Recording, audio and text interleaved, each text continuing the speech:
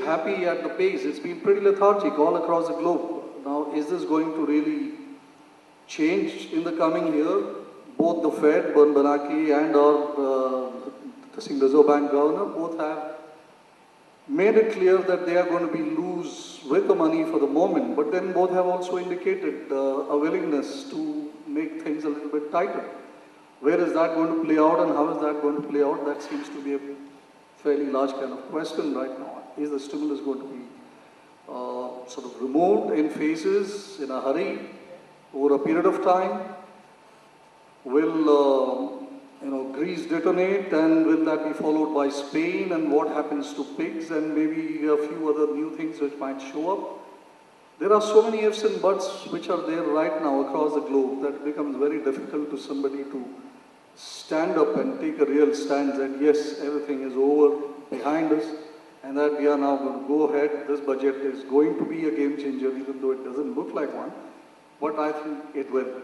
If you look at, let's say, the fund flow aspect, based on all this, we have the FI money which was going out for the last few months, and over the last week or so there has been a change in that towards an inflow. But if you look at the domestic fund flow, then this has been a sort of steady trickle out of the markets ever since end of last year. I would think, if I remember correctly, October onwards, we have been seeing a net outflow month on month from the domestic investment, from the domestic institutions.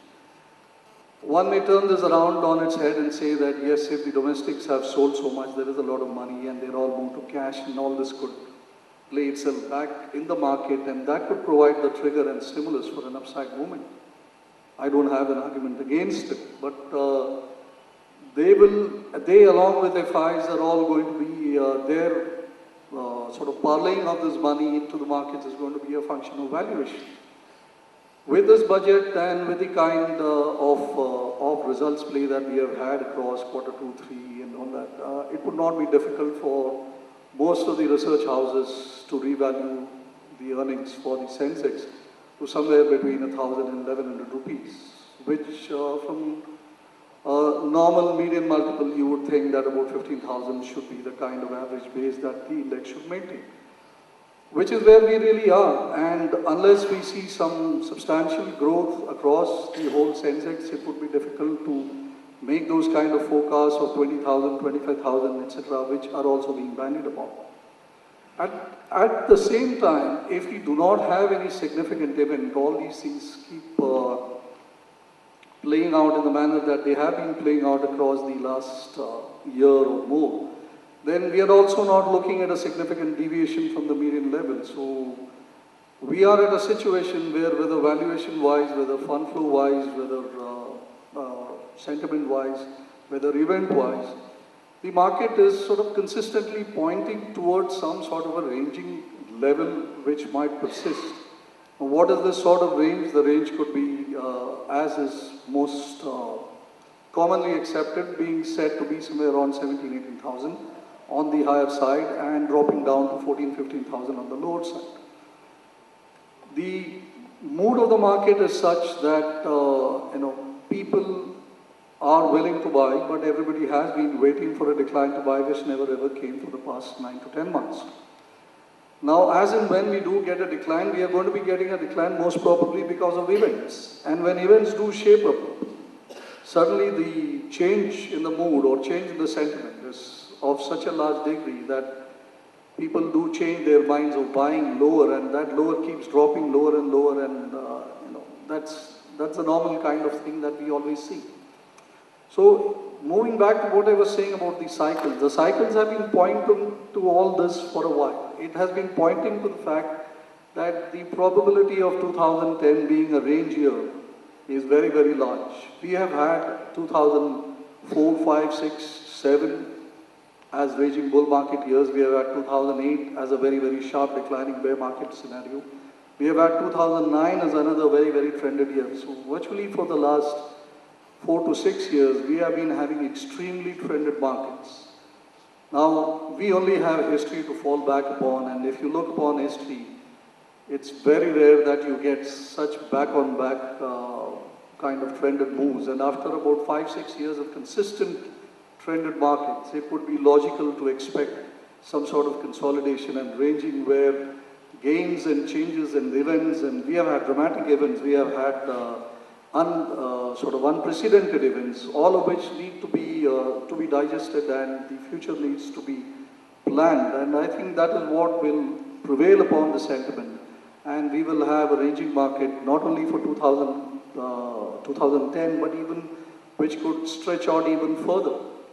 So if you look at, let's say something like a cycle lasting across a normal 4 to 5 year period, traditional technicals normally says that 2 years out of that will be an uptrend, about 1.5 years of a downtrend, followed by another, say a year or two of an uptrend. So if you take the last 4 to 5 years, we have seen that more or less happen. Now, I would think that going through across 2010, 2011, my vote is that the market would remain range bound. Now, range bound might not sound very, very interesting, but it's very critical as to how large the range would be.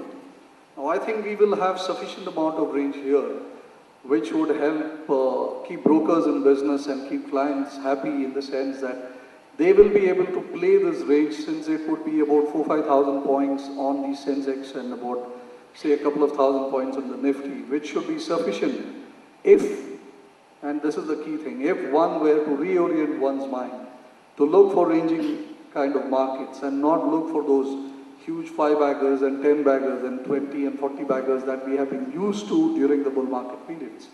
But if we were to sort of retrain our minds to expect normal sort of returns, I think the markets would not be so difficult to deal with at all, because the range would be sufficiently large, and there will be sufficient amount of activity which will help us all engage in the market fairly profitably. The other reason why maybe we could have some impact on the fund flow into equities would be the change in situation with respect to gold. Gold traditionally was looked upon as a kind of hedge currency, where people would flock to it and during the times of some sort of danger or any sort of crisis. But I think the situation with respect to gold has changed so dramatically in the last year or two with the advent of the ETFs. The ETFs have really changed the game for gold, because now the small man, the mutual funds, and any hedge fund can now own gold as an asset class independently, like equities or any other different asset class. So I think the normal sets of equations that we had of gold versus the dollar, gold versus equities, are all set to change, and this is going to be a significant area where the money or the fund flow which would otherwise be directed at the markets could move away and find a new source. We have recently had a new introduction of an ETS for a specific index, which is the Hang Seng Index, which has been introduced by Benchmark, and this seems to be also a new play. So if such an ETF were also to be successful in the future, this would act as another outflow area for the money, and I think these are some of the significant points which will make changes for the next few years. I think ETFs as an instrument and an asset class has actually come to stay and is actually taking hold, and we will have to now start looking at this as an independent new area, which might affect the way all the money flows into the markets. Moving down to a little, let's say, micro level, looking across at the next 2 to 3 months, if you look at the build-up, I just spoke about the lack of expectations and how the movement in the market may have been something out of relief.